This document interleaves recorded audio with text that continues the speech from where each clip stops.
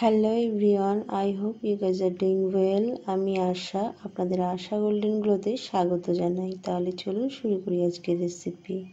আজকে নিয়ে চলে আসলাম আপনাদের কাছে চাল কুমড়োর খাটা বা চাল কুমড়োর মিষ্টি মোরব্বা। আমরা এখানে এটাকে এটাই বলে থাকি, আপনারা এটাকে কি বলেন কমেন্টে জানাতে ভুলবেন না। সবার প্রথমে এখানে আমি একটা বড় সাইজের চাল কুমড়ো নিয়ে নিয়েছি। এইবার এর থেকে যতটা প্রয়োজন ততটা কেটে নেব। এখানে আমি 500 গ্রাম মতো চাল কুমড়ো নিয়েছি। কেটে নেওয়ার পর খুব ভালো করে ধুয়ে পরিষ্কার করে একটা কাঁটা চামচের সাহায্যে ঠিক এইভাবে প্রিক করে নিচ্ছি। বন্ধুরা, এই রেসিপিটার জন্য এইভাবে প্রিক করা খুবই জরুরি, তাই একটা কাঁটা চামচের সাহায্যে খুব ভালো করে এইভাবে এপিঠ ওপিঠ দুপিঠ খুব ভালো করে প্রিক করে নেবেন। দেখুন, চাল কুমড়োগুলো যখন কেটেছিলাম তখন শক্ত ছিল, আর প্রিক করে নেওয়ার পর কেমন নরম হয়ে গিয়েছে। সবগুলো আমার প্রিক করা হয়ে গেছে। এইবার এর থেকে চেপে চেপে যতটা পরিমাণ জল আছে সেটাও বার করে দেব। এই চাল কুমড়োতে প্রচুর পরিমাণ জল থাকে, তাই যতটা পরিমাণ সম্ভব বার করে দেব এইভাবে। বন্ধুরা, এই রেসিপিটা অবশ্যই বাড়িতে একবার ট্রাই করবেন। এটা খেতে খুবই সুস্বাদু হয়, একবার ট্রাই না করলে বুঝতে পারবেন না। আর ট্রাই করার পর আমাকে কমেন্টে জানাতে ভুলবেন না কেমন লেগেছে আপনাদের। এইবার এগুলোকে এত বড় রাখবো না, ছোট ছোট পিস করে নেব। দেখুন কেমন পিস করেছি, ঠিক এই রকমই রাখবেন। এইবার এগুলোকে সেদ্ধ করে নেব। তার জন্যে চাল কুমড়োগুলো কড়াইয়ে দিয়ে দিলাম জল ও পরিমাণ মতো লবণ। তারপর গ্যাস অন করে এটাকে ঢাকা দিয়ে সেদ্ধ হতে দেব 10 মিনিটের জন্যে। 10 মিনিট পর ফিরে এসে দেখলাম, দেখুন সেদ্ধ হয়ে গেছে। এবার এগুলোকে ছেঁকে নেব।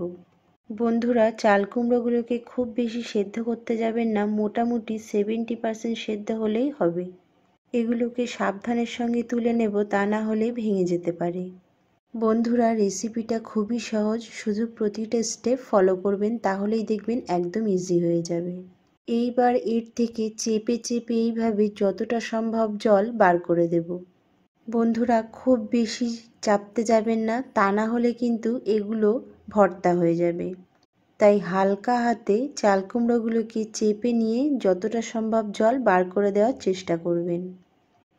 আবারও গ্যাস অন করে কড়া বসিয়ে দিয়েছি। এবার কড়াইয়ে দিয়ে দিলাম কিছুটা পরিমাণ ঘি, মোটামুটি 3 চা চামচ ঘি দিয়ে দিলাম। এবার এগুলোকে মেল্ট হওয়ার জন্য অপেক্ষা করব। তারপর আগে থেকে জল ঝরিয়ে রাখা চাল কুমড়োগুলোকে হালকা হাতে ভাজা করে নেব। এই ভাজাটা করার সময় গ্যাসের ফ্লেম মিডিয়াম রেখে দেবেন, তা না হলে পুড়ে যেতে পারে। আর এই সময় অনবরত নেড়ে যেতে হবে, আর তা না হলে চাল কুমড়োর গায়ে পোড়া দাগ লেগে যেতে পারে। তখন কিন্তু দেখতেও ভালো লাগবে না আর খেতেও ভালো লাগবে না। তাই অনবরত নাড়তে হবে আর গ্যাসের ফ্লেম মিডিয়াম রেখে দিতে হবে। প্রায় 2 থেকে 3 মিনিট ভাজা করে নেওয়ার পর এবার এগুলোকে তুলে নেব।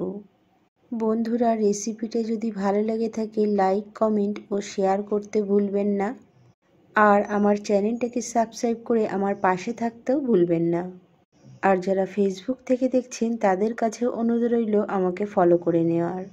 এগুলো তুলে নেওয়ার পর আপনাদের যদি মনে হয় ঘিয়ের পরিমাণ কম আছে, সেক্ষেত্রে একটু ঘি অ্যাড করতে পারেন। আমি ওই একই ঘিয়ের মধ্যে দিয়ে দিলাম কিশমিশ, কাজু, 3টে এলাচ, 2 টুকরো দালচিনি আর একটা তেজপাতাকে ছিঁড়ে দিয়ে দিলাম। বন্ধুরা, এই দেওয়াটা আমার দেখানো হয়নি, তবু আপনাদেরকে বলে দিলাম। এই সবগুলোকে 2 মিনিট ফ্রাই করে নেওয়ার পর দিয়ে দিলাম 1 লিটার দুধ। এখানে আপনি গরুর দুধও নিতে পারেন, আবার প্যাকেটের দুধও নিতে পারেন। আর এই দুধটা আমি আগে থেকেই জাল করে ফুটিয়ে রেখেছিলাম, যাতে করে রেসিপিটা আমি ঝটপট বানাতে পারি। এইবার এই হালকা গরম দুধের সাথে দিয়ে দিতে হবে পাউডার মিল্ক। এইবার সবগুলোকে খুব ভালো করে নাড়িয়ে নেব আর ফুটে ওঠার জন্য অপেক্ষা করব। এখানে আমি 50 গ্রাম পাউডার দুধ ইউজ করেছি। বেশ কিছুক্ষণের মধ্যেই দুধটা ফুটে উঠেছে। এবার ভেজে রাখা চাল কুমড়োগুলো অ্যাড করে দিলাম। খুব ভালো করে আরও একটু নাড়িয়ে নিয়ে মিষ্টির জন্য দিয়ে দিলাম পরিমাণ মতো চিনি। এই চিনির পরিবর্তে আপনারা গুড়টাও ইউজ করতে পারেন। আর কে কেমন মিষ্টি পছন্দ করবেন সেই হিসাবে অবশ্যই চিনিটা দেবেন। তারপর উপর থেকে কিছুটা পরিমাণ নারকেল কোড়া ছড়িয়ে দিলাম। এইবার স্বাদ বুঝে লবণটাও দিয়ে দিলাম। তারপর এই সবগুলোকে খুব ভালো করে নাড়িয়ে নিয়ে ঢাকা দিয়ে গ্যাসের ফ্লেম মিডিয়াম করে 5 থেকে 7 মিনিট হতে দেব। 5 থেকে 7 মিনিট পর আরও একবার ঢাকাটা খুলে দেখে নেব। দেখুন চাল কুমড়োর মিষ্টি মোরব্বা রেডি।